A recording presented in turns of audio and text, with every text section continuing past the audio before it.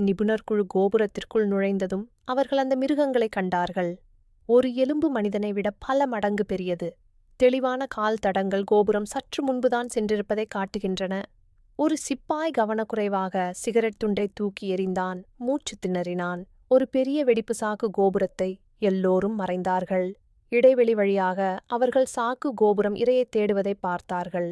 அதிர்ஷ்டவசமாக அவர்கள் வெளிப்புறச் சூழலுக்கு தங்களை தகவமைத்துக் கொண்டதால் உடலின் நாற்றமும் மறைத்ததால் சாக்கு கோபுரம் அவர்களை கண்டுபிடிக்கவில்லை. ஆனால் ஒரு மனித மண்டை ஓடு அவன் காலடியில் உருண்டபோது அவனது ஆவி புதுப்பிக்கப்பட்டது. ஏனென்றால் இதுதான் அவர்கள் தேடுவது. அந்த ராட்சத பாம்பு சென்றதும் எல்லோரும் பின்வாங்கினார்கள். பேராசிரியர் படம் எடுக்க விரும்பினார். ஆனால் டார்ச் லைட் பாம்பின் மீது பட்டது. அவர் உடனடியாக சிப்பாய்களை இயந்திர துப்பாக்கியை இயக்கச் சொன்னார். கெங் அந்த ராட்சத பாம்பை வெட்டினான். இனி அச்சுறுத்தல் இல்லை. அந்த ராட்சத பாம்பு சிப்பாய்களின் மேல் பாய்ந்தது. அடுத்த இலக்கை தேடத் தொடங்கியது.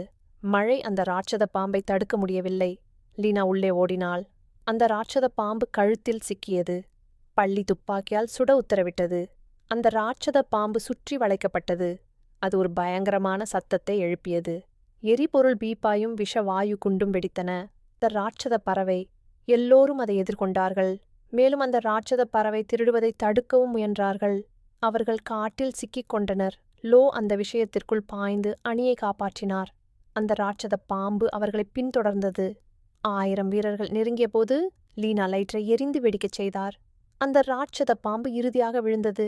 எல்லோரும் பாதுகாப்பான இடத்திற்கு வந்தார்கள். இன்னும் நிறைய ராட்சத பாம்புகள் இருந்தன. ஷாங்சியாவோ சேகரிக்கப்பட்ட இடத்திற்குச் செல்ல வற்புறுத்தினார். அணி 2 குழுக்களாக பிரிந்தது. ஷாங்சியாவோ தொடர்ந்து முன்னேறினார். லோஜி மற்றவர்களை திருப்பி அனுப்பினார். காட்டில் நுழைந்ததும் லோஜி தனது திசையை இழந்தார். அவரும் லீனாவும் ஆற்றை கண்டுபிடிக்க உயரமான இடங்களுக்குச் சென்றார்கள். அந்த நேரத்தில் அவர்கள் ஜின்காங்கை கவர்ந்திருக்க. இரவு நேரம். லோஜியும் லீனாவும் அவர்கள் கீழே ஓடும் ஆற்றை பார்த்தார்கள். லீனா கேமராவை பயன்படுத்த விரும்பியபோது ஒரு பெரிய நிழல். அது ஜின்காங். இந்த பெரிய மூடுபனியை எதிர்கொண்டு லீனா தைரியமாக முன்னேறி மெதுவாக ஜின்காங் முகத்தில் தன் உள்ளங்கை வைத்தார்.